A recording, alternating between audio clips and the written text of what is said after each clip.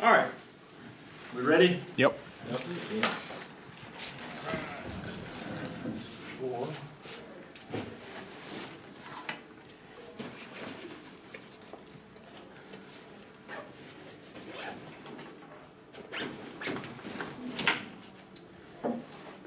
Okay, this is a receiver presentation. I actually wasn't really anticipating doing receivers, but that's okay. I can anyway. Actually, 2 years ago, this was a little bit of my focus, so I have this presentation from them. So to help me just keep organized and work through it as we go, and and if some of this stuff is repetitive, I can continue to just push through, and we can ask questions, whatever you want to do, whatever you want to talk about, we can. All right, so we'll talk for a little bit, and like I said, this can just be a guide to how it goes. So I guess first and foremost is just the makeup of receivers and what we're looking for, what they should entail. And there at the top, it's not one particular body type defines the receivers. And the thing that I noticed within your all's guys are you've got multiple different body types. You got some kids, I think it was Oliver, who's got legs like this long, who is very athletic already, but he is not even fully grown into his body yet. So he's got potential. And then you've got short, stocky kids that are just really fast and in the box. So you've got different body types that you're able to work with and groom. And some of these kids are going to be different than others. Coach Luke was talking about a receiver that he worked with for the Bills that was 6'7", 6'8", and if they're doing a 4-step speed out, his four steps put him at like 18 yards, which is ridiculous because his legs are just so long. So it will modify how those receivers run routes, and it will be different. Like our scheme offensively at home, and the way we coach and teach receivers is a little bit different than what another coach that we have here. They were on a step system where if they're running a hitch, they're on 3 steps. Well, we give them actual landmarks. We don't say run it so many steps and then cut. So there were some differences there, and that doesn't make either one of them wrong or right. It's just a different philosophy and a completely different offense. So great wide receivers vary in size, speed, agility, and mental makeup. From the physical side, things that are very important, things that we constantly keep in mind and harp on, and I even harped on it today, and I harp on it every single day that I'm at home.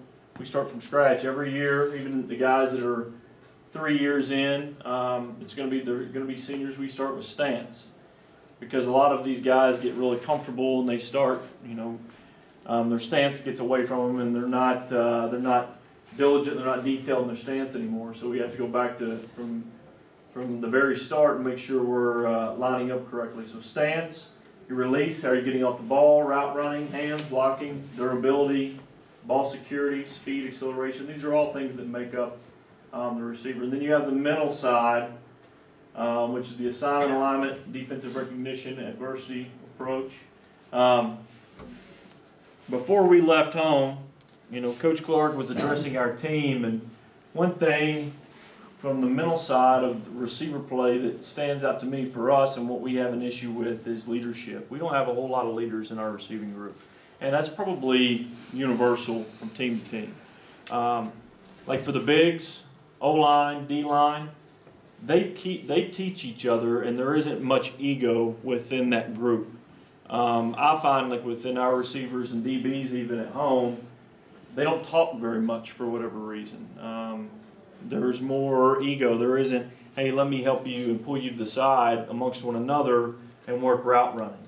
I don't know if that's prevalent here, but back at home, that's things that we deal with as far as just getting them to communicate, getting them to buy into each other, and step off to the side and lead and help the coach, if that makes sense. Because we only have so many eyes, and a lot of times we find ourselves throwing balls, throwing routes. I don't have time to coach every single little detail. We got to rely on the players as well. So, putting egos aside, and a lot of receivers, they're I'm not going to call them hotheads, but they just very energetic, upbeat, and tend to talk and that type of thing. So what makes you great? Coachable, being coachable, leadership, positivity, additional work, fortitude, attention to detail. You know, we just talked about leadership, but positivity. When you come to work each day, do you have a positive mind frame to get better and to help the kids around you? Stance. Any questions on the makeup? I just wanted to breeze through that pretty quick. There's a question for you, Coach. Yeah. I don't know if you're coaching them this year but previously, how have you worked in terms of the mental aspects and in terms of the leadership? How have you worked with your group in order to achieve it to some extent? Well, it's a constant battle. Like I said, probably the day before we left, Coach Clark sees it, and you know, we address it pretty hard right now. So the main thing is, one, addressing and showing the kids this is what is occurring, so they know, okay, the expectation for us to lead is here, and we're not meeting it. Okay, so making sure that you voice it would be the main thing. And two, you know, your older guys have they've got to step out of their comfort zone. I think a lot of it's just comfort and just being complacent. I don't know if there is a fear of them, hey, this guy's going to take reps from me if I help this kid. You know, I don't want to take a hit in reps if I help this kid get better. You know, but they have to understand this is a team concept, you know, and not get away from that, and just trying to get them to buy into it just through one, being positive, like I just said, and two, forcing them to work together, I guess, in drills, forcing a kid to coach. You know, I think the best way to learn is to coach. You know, so force them to step outside of their comfort zone, or maybe even get up in front of a room during film and say, you know, this is what I was thinking on this route, or just making them be more vocal in more settings. So it's a constant battle, and it's not an easy answer. You know, some kids have it, some don't. Yeah. Stance. The number one thing for me when I coach receiver stance is comfort. If you get up there and you get up to the line of scrimmage and you're tense, more than likely you're slow. So like a lot of our kids that are freshmen, sophomores even, they get up there and they're not real sure what to do. They don't know how to put their feet, but the main thing is like they get up here and they're very tense, you know. And there's a difference between being too tense and then just being up here and then you're just too relaxed. You know, your hands are down, you're not necessarily ready to go, or you don't look like anything on your body is turned on. You want to be turned on, but you don't want to be too tense or too turned on. So the body must be relaxed, and a relaxed state must be able to easily transition from a rested position to a full speed, fast twitch movement. The tense body is a slow body. Eliminating wasted movement. I talk about this all the time with our kids, whether it's receiver play, we talk about our linebackers, we talk about false steps and wasted movement. And one of the worst things that you can do as a receiver is have wasted movement within your start or within your stance. And it starts at the stance, actually, within your first step. If I'm stepping back, all right, and I'm not, mind you, the guy's not in press coverage. If I'm stepping back, okay, I'm taking a false step because I'm trying to eat up the DB's cushion as quickly as possible. So making sure we're eliminating that wasted movement, and every movement that we make is creating speed and creating advantage for us. False step, slower progression, no matter the position. So linebacker, safety, cornerback especially, must be highly detailed in technique. Specific movements must be second in nature. You know, 2 years ago when we came in, Chuck Smith, I know, Sebastian, you remember all this. One of the big things that I took away from him, and we talked about it as within our own staff, but since that point we really tried to ingrain it into our kids, is to eliminate false steps. And that was one of Chuck Smith's main things. One, like on defense, are you taking the correct read steps and then flowing to the ball, or are you taking correct read steps and then taking a false step, then getting to the ball? You know, but that is across the board, wide receiver play, wherever. Maximizing speed with the correct stance, we're able to create an explosive first step. And consistency must create a movement identity. Movement identity meaning I look the same every single time that I come up to the line. So I'm not giving the defense any cues of what my route could potentially be, whether I'm breaking inside or breaking out. I want to look the same way every single time. So we give our receiver like a stance profile, what it should look like each time that they come up to the line. We'll go over, I think the next slide might be more stance. So, questions over this? Good? Okay. So your feet, whenever you come up to the line, should be inside the framework. And what I mean by inside the framework, I talk about this all the time, whether I'm coaching DBs or whatever, but inside the framework is within my body.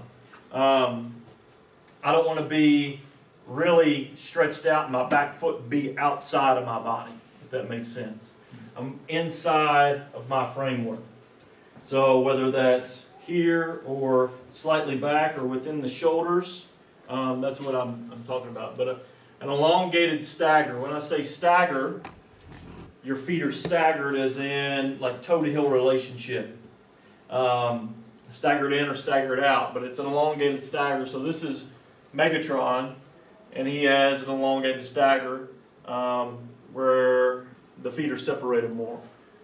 Consistency, inside foot is always forward. And we talked about this all camp long. You know, occasionally I'd see a young kid come up and they'd have their feet or their inside foot back. We always put our inside foot to the ball, if the ball's here, up because of our, most of the time, inward breaking routes. If we have like a slant, a three-step slant, on our third step, we can break inside. And then, you know, Luke, he was saying, like, anything inward breaking or odd number of steps within the route tree.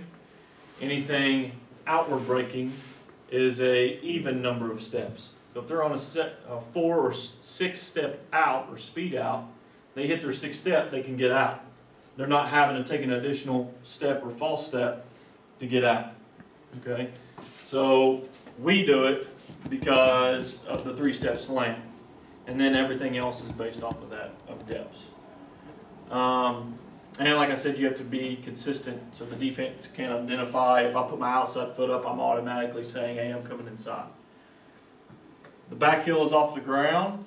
So if you can see here, Calvin Johnson within his stance, and he is relaxed and he's not even completely set yet, but most of the time his weight would be a little bit more forward and that foot is pretty far off the ground, but you don't want to be, if your heel's on the ground, you're going to be flat-footed and your weight's going to be back, which is what you don't want. Coach, a question for you. Yeah. You were talking about the inside foot being forward and kind of the steps of the routes, and then at the beginning you were talking about the landmarks. Mm-hmm. Like how do they mesh the steps and the landmarks? Like, would you have a receiver always run a certain number of steps, or do you have them run through a landmark, which might be more steps or less steps? It could be more steps or less steps. And a lot of it's just based off the timing of the quarterback and when, you know, for deeper routes. Okay. And that's just what our philosophy has been. So the landmarks are more for deeper routes? Correct. Okay. Yeah. Okay. That makes sense. Like our only inward breaking route that is on steps in our offense is a slant. Okay. And it's 3 steps and we're breaking in unless, you know, there's different scenarios. If you're a slot receiver and we're running double slants, we're not going to run a 3-step slant and a 3-step slant together because they're going to be on top of one another. Yeah. So we'll run inside slant is on just, they're getting straight to the slant now, a 1-step and in, and then our outside guy is 3 steps. So they're on levels. Okay. Yeah. That makes sense. You know, so we make that a point of emphasis. Sure. You know, and I like Luke or Coach Drones. You know, all of it, everything's on the number of steps. Mm-hmm. This is just what we've done for a while now. So it's just like I said, I don't think there's any way wrong. I think both ways are right. It makes sense. I was just wondering, considering it makes sense when you're talking about the deeper routes. And week to week, it really depends on what the defense is giving us. Sure. How high the safeties are. You know, like some weeks we're going to break a post at 8. The next week we may break it at 10. Yeah. And it's based off of what we see on film. And we'll sit down in meetings and say, okay, this week your post on this specific play is at this depth or around that depth. You know, and what creates difficulty sometimes, and we even talked about this before we left, our offensive coordinator, some of our guys don't run the proper depth. I mean, it is a problem that we run into, especially the young ones. If we don't put the ball, like say right on a 5-yard line, you know, 5, 15, or 10, 15, 20. If say the ball's on the 23-yard line, they have a hard time. Okay, where's the 8-yard mark, landmark from here? Where should I break my route at? You know, so you do run into maybe some inconsistencies, then they're not hitting the routes at the proper depths. So that's a good question, and it does create problems sometimes for us. Yeah, and we see it, but. I guess on the flip side, it's easier for your quarterbacks since they know where the route's going to break, instead of having one receiver that's 6'7" and one that's 5'10", right, and I think it's different routes almost. You know, they both have their positives and, sure. They both have their negatives.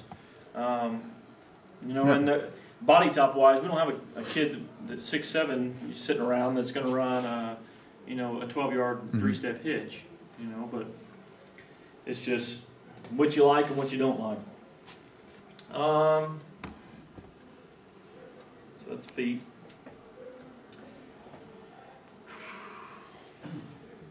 Oh, okay. Loading the foot, when we talked about weight distribution and how it's dependent on the route and the alignment of the defender. Okay, so before we get specifically to that, we talk about weight distribution within the stance and where we should be. Most of your weight, if your first step and you're releasing vertical, is going to be forward, and it should be about 80% of your weight should be out over your front foot. So chest over top of knees over toes, and then 20% of your weight still on your back foot where you're balanced up.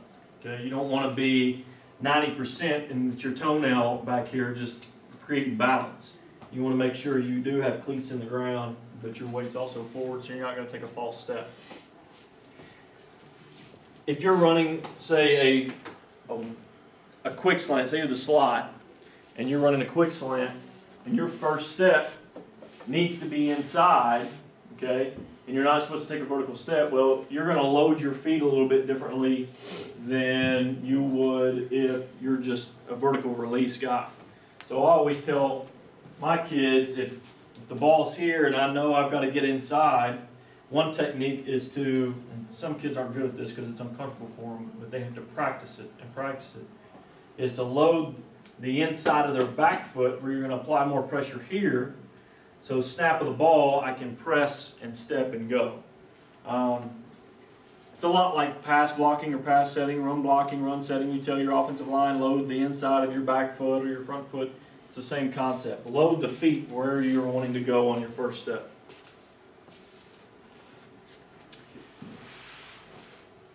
Body should always have a forward lean. Chest over knees, we already talked about that. 80% on the front foot.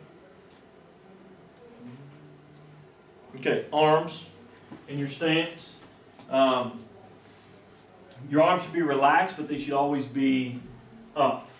You never want down here, because if you do get pressed, you don't want to have to change and lift your arms every single time. You should just muscle memory, always have them set and ready. Elbows are tucked in. Some people like to get their elbows out here like a bird. I'm not a fan of that. I always tell my guys, get your elbows in, so my first movement, I'm driving my elbow back. I'm not having to put my wings in and then extend. I've already got them in place to where they need to be. Thumbs up. We always say thumbs up. You know, and other coaches have already said this, because if you go to strike somebody, I'm going to strike one with the most densest part of my hand, or I can fight off pressure, but it's more, my thumb is up, I can strike more effectively with that as opposed to patty cake. Okay.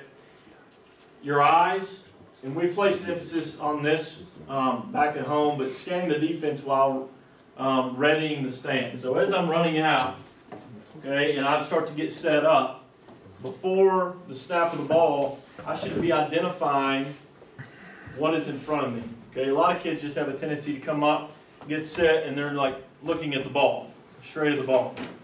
That's not what you want. You want to be able to make it a point and to help and teach kids, how to identify the defense that's surrounding them. Okay, the number one thing would be if I'm coming up, is this corner in press coverage? If he is in press coverage, is he outside or is he inside? Because that will tell me exactly what his responsibility is. Most of the time, if he's outside press coverage, it could be a cover 2 type of scheme. So I know he's just flat. So I might think, okay, I just got to get around him and stack him, and then I can quickly get into my route. It just gives me a plan once the ball is high, where I'm going and what I'm doing and what I'm going to have to deal with within that route itself. Okay, instead of just running into your route blindly and just running it to run it. Okay, that's just being a smart football player. And if once you get in your stance, okay, don't look specifically directly at the ball. Okay, have in your peripheral, where is the linebacker at? Okay, so if I'm on a 3-step slant and I know it, but I've got off coverage here, but I'm working to the slant, where is the linebacker set up? Okay, is it going to dictate the depth of my route or the angle of my route? Okay, so as I'm set up here, I see, say Sebastian's the outside linebacker. I can see him here and what he's doing. Does he walk up and show blitz late? It's different things that you can keep in mind. Are they in 2 high? Are they in 1 high? Will the ball be on me a little quicker? Just by reading the defense, you as a receiver can tell a lot post snap what to expect. Never come up to the line and just come up to the line and line up is the main emphasis. I do not have or move to the ball snap or sound. Any questions on eyes? Okay. Let's do something here. You may have to help me here. You want to huddle?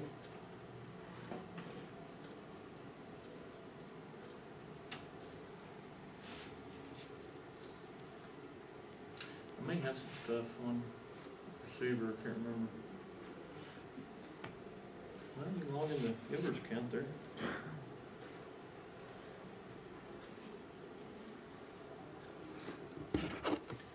Where's my underscore?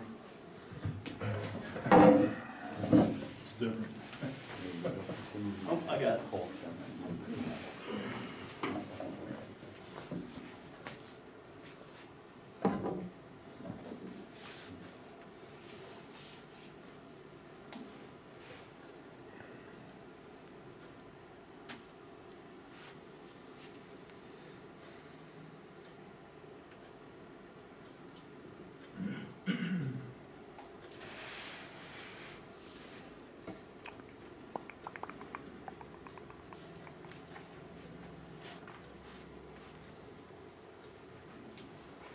The smallest font I've ever seen.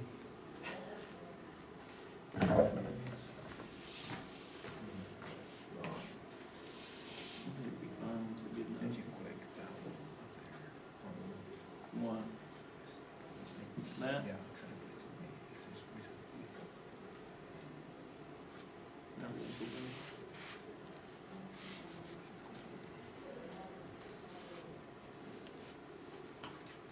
Click what?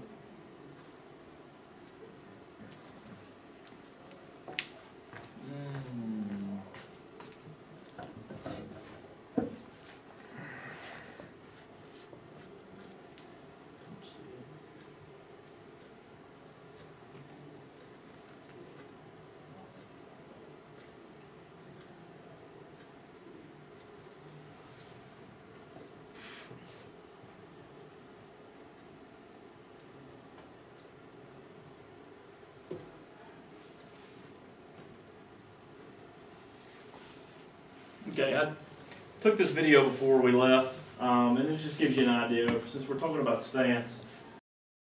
These are two of our better players, but both of these guys, he's more of a slot receiver than he is too, so they don't play out in the perimeter as much.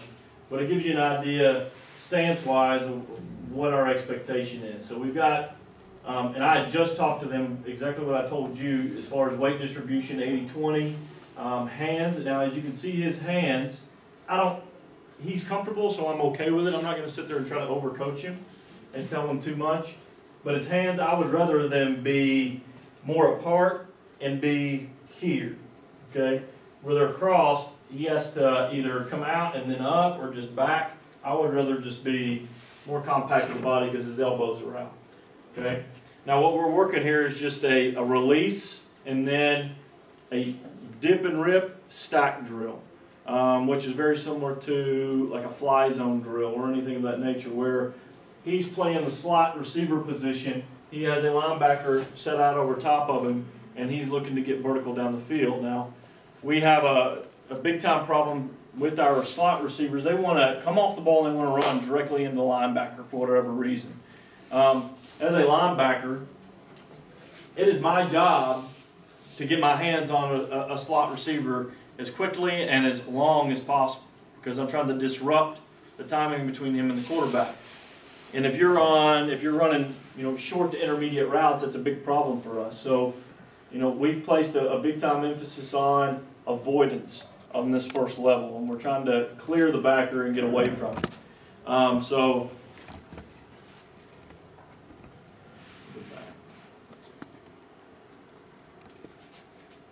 Let's see if we can get this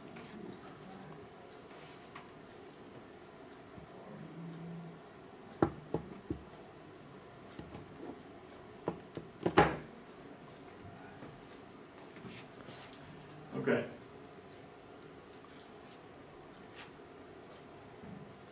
So the first part of the get off is actually pretty good. There's no false step there, which is what I initially look for to make sure we're pressing forward. He gets off, he's full speed pretty quickly, and he's using just a dip and a rip technique here. He's just dipping that left shoulder. The only thing that I would tell him as he's clearing, his shoulders tend to stay a little bit more square. I would rather him turn the shoulder, get more skinny, and get around. Yeah, his back should be like that. You want to make yourself small. And this drill is pretty universal. Once he clears him now, he's not doing a very good job stacking. As you can see, he lingers out here past the hash. I want to see him get back on top of the backer as quickly as possible. Because say you're running like an all verts scheme or a concept, where your inside guys are trying to get that directly down the hash, and your quarterback is you're lined up on the hash, and he's thinking that you're going to be here on the hash. You don't want to lead him into the middle of the field because you're going to throw an inaccurate ball. So it's very important that each time that you run this, that you're getting that vertical release, unless you've been told to arc your route or whatever. Just being consistent. But we try to tell them, get back on your landmark, stack, and climb. So this is Tobias. Now look at Tobias' arm. He just looks like he's up there hanging out. His arms are down. Looks almost like he's flexing. So his hands, I don't like his stance. He could probably have his shoulders a little bit more forward.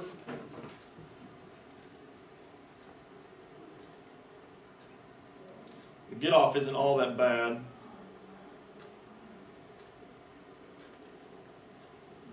Not much of a false step. But as you see, this is terrible. Okay? So his feet are together. He's going shoulder into the man, and this is a problem that we have.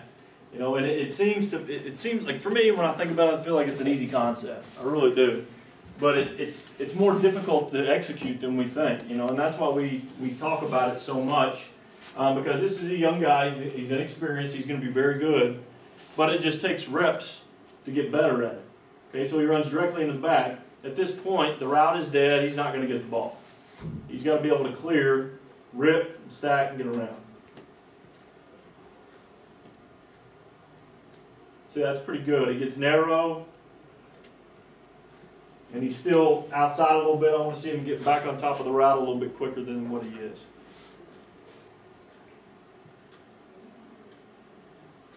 See, that time, Nate, that was his next rep. You see him, his shoulders turn a little bit more, and then he dips further down. Yep. Slight false step though. It was.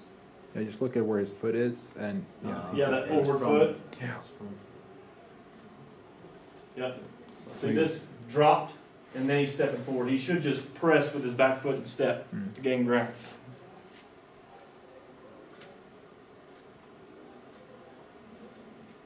I think this is Tobias' second rep. Still a little slow, and he's even decelerating at that point. Yeah. You know, there's no reason to decelerate. And where he's getting into trouble, he's getting on top of the man and then ripping. You know, you don't want to wait till I'm in his grill and then rip. You got to do it 1.5 yards to 2 yards before he is. And you can even set him up, front door him, back door him, whatever. But just avoid.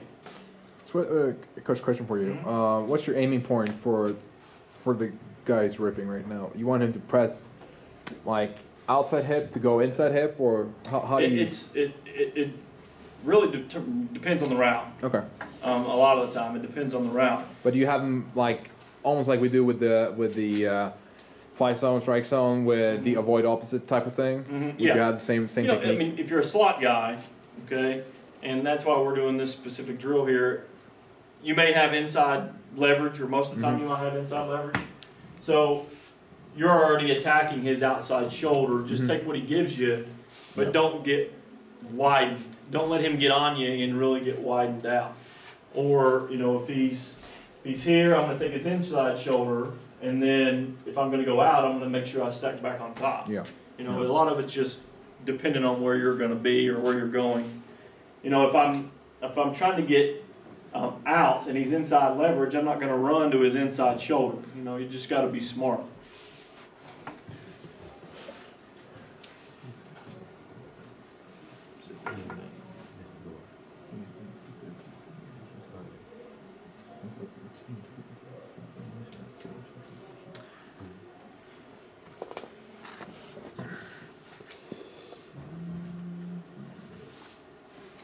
Okay.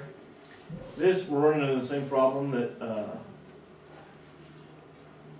Coach Hart had last night. When I filmed this, I filmed it sideways.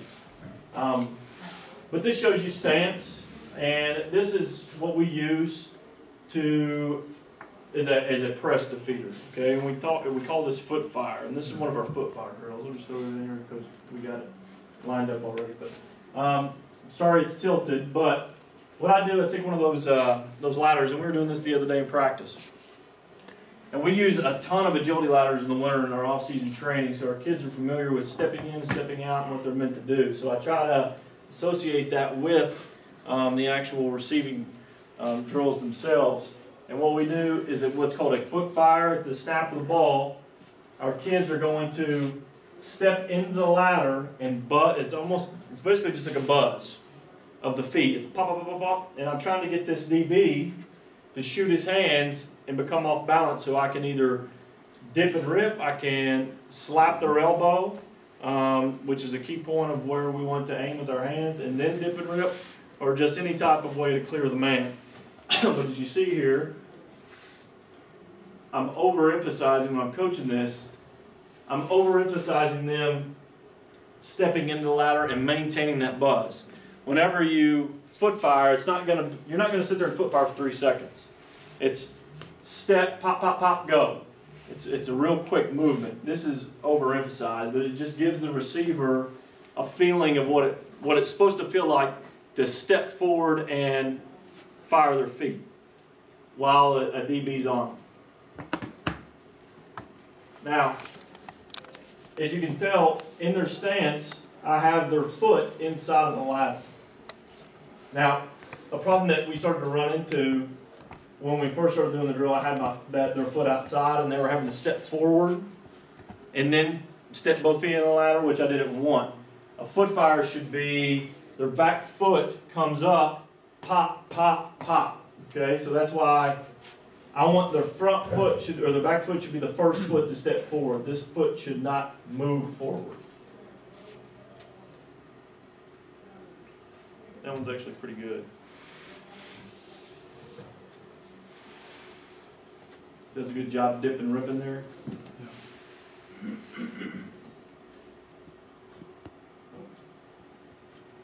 Go back.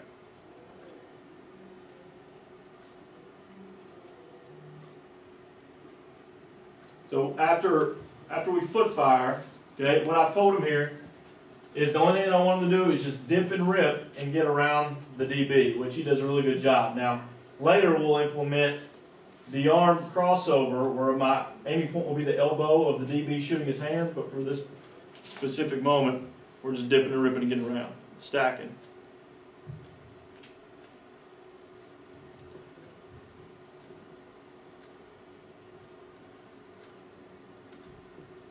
Any questions on that? Let's go back here.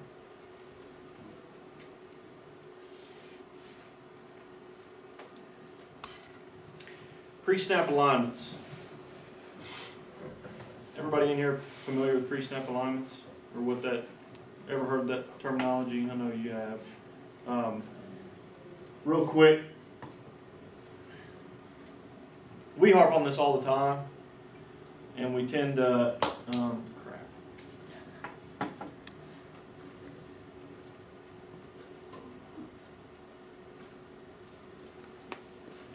I coach it continually. Our quarterback coaches it constantly, and he's a big time stickler for it, but just understanding splits, the alignment based off the amount of line of scrimmage, wide or short splits. You know, if you're running an inward breaking route, you have to know that I probably need a wider split. I don't want to line up on the hash if I'm going to be running a dig or an inward breaking post.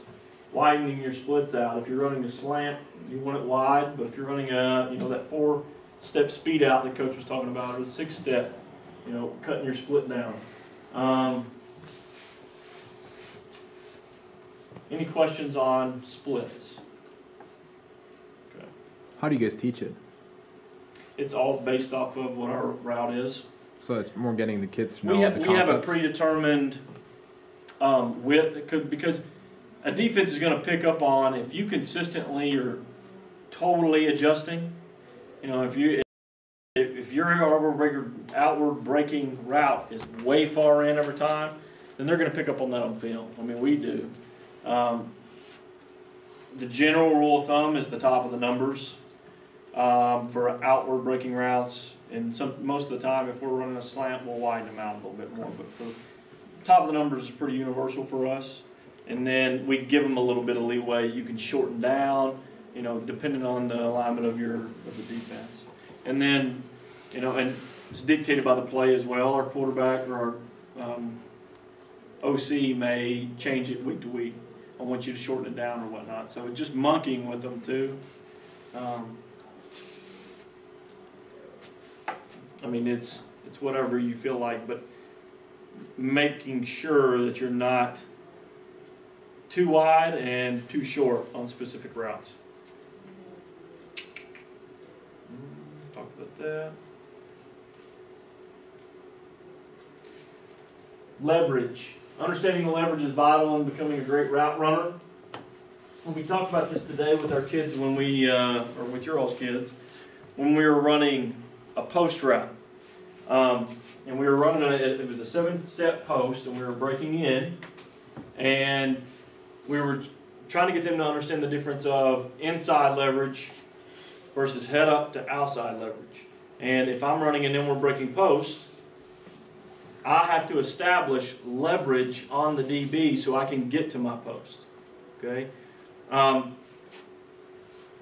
So what we did was take a DB, put them on the inside shoulder of the wide receiver, and at the snap of the ball, we made an emphasis of making sure the receiver was pressing the inside shoulder of the DB. Okay, and a good DB will do what? Pedal or swivel and mirror my movement to get back to inside leverage. Receiving play with the DB, it's all about who's better at this. A good receiver within their routes understands, okay, if I'm running an inward breaking route, how can I set the DB up, or how can I gain inside leverage on him so I can get to it, or outside. Okay, So, how can I influence or use power used to achieve a desired result? Or that's what leverage is. Wide receivers want to influence the movement of a defender, who has the leverage, blah, blah, blah. So, if I'm running an inward breaking route, I want to stem the defender outside. Okay? As a receiver, if I can get the DB to flip in the opposite direction than what I want to go, that's a win for me. Okay, so if I can stem him outside, okay, say this is the sidelines here, and the middle of the field is here, I want to stem my guy outside to get me to open here. Okay, and then once I see his hips flip open, what am I going to do? I'm going to break in.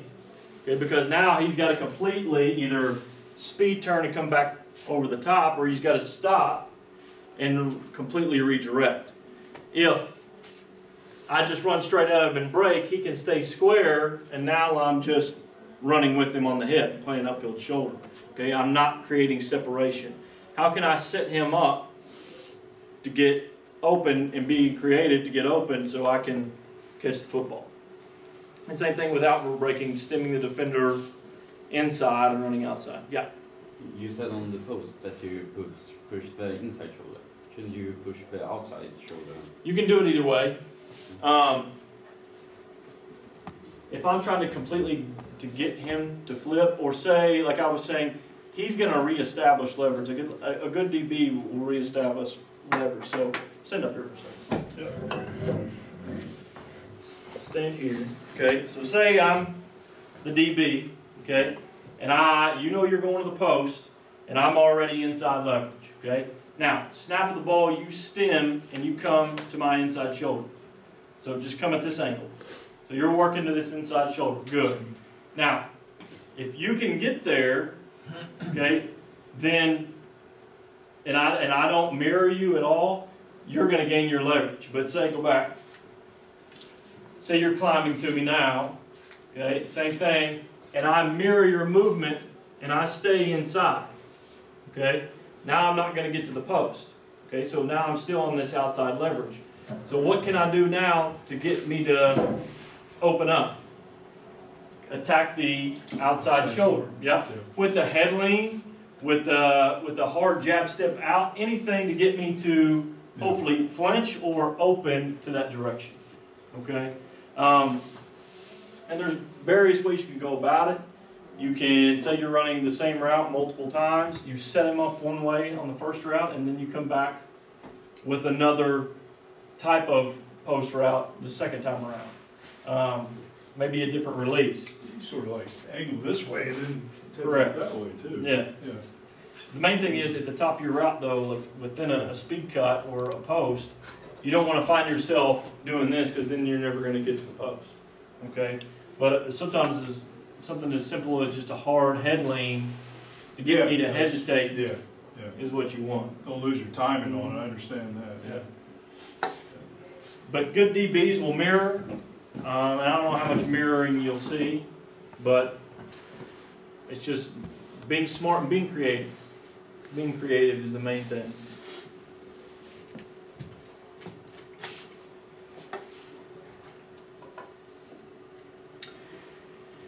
Cushion is just the area between the receiver and the DB. The faster as a receiver you can eat up their cushion, the better off you're going to be. You make the DB make a decision.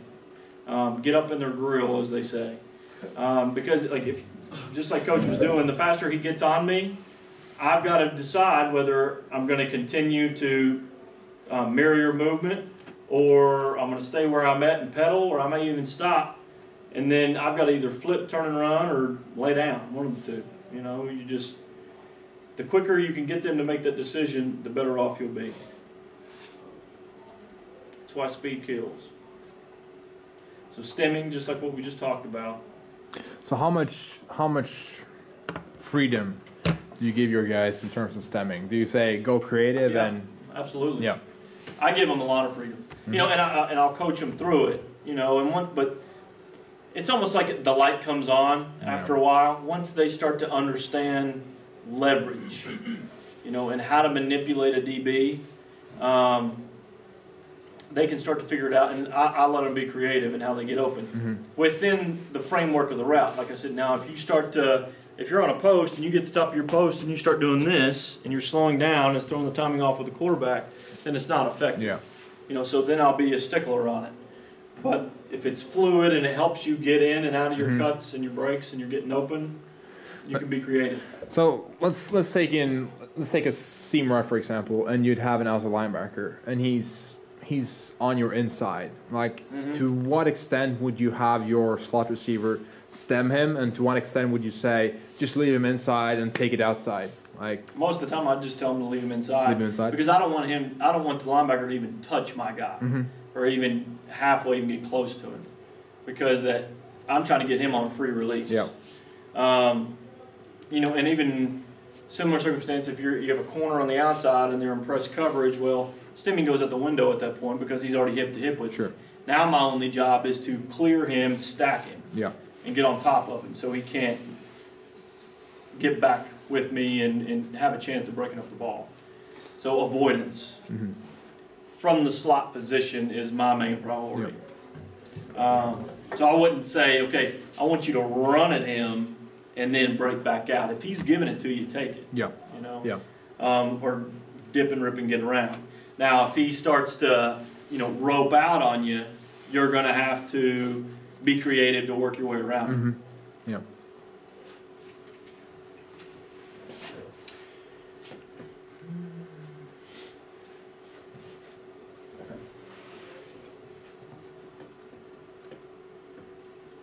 Okay, so defeating press, we talked about one thing. We talked about the foot fire, which is one of our main ways of defeating press.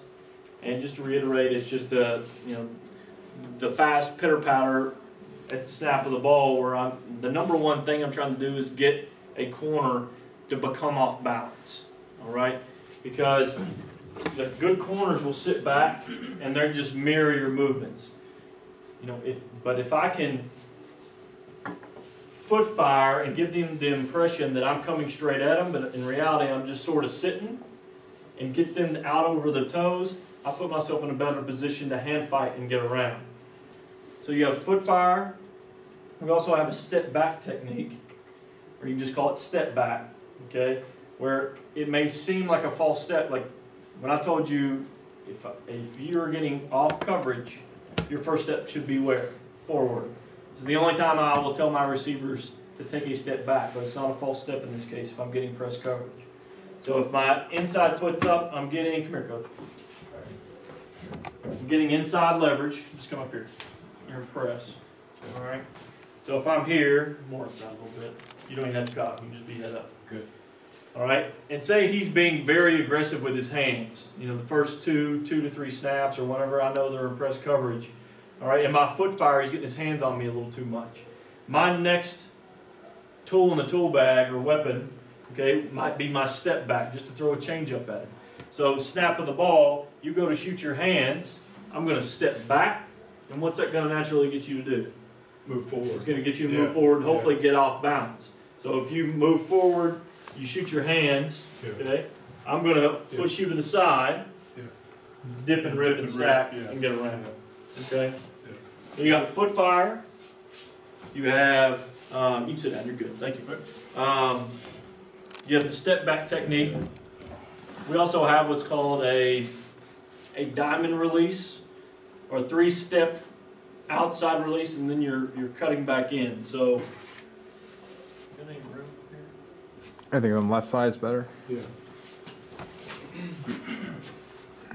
do these lights come on at all? Yeah, sure.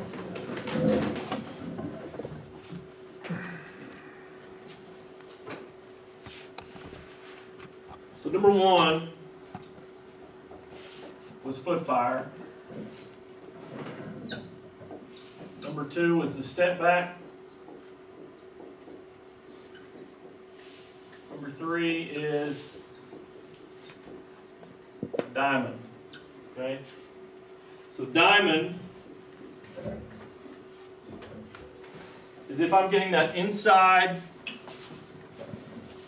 leverage press technique from my corner, and I'm running, we use this specifically on a slant.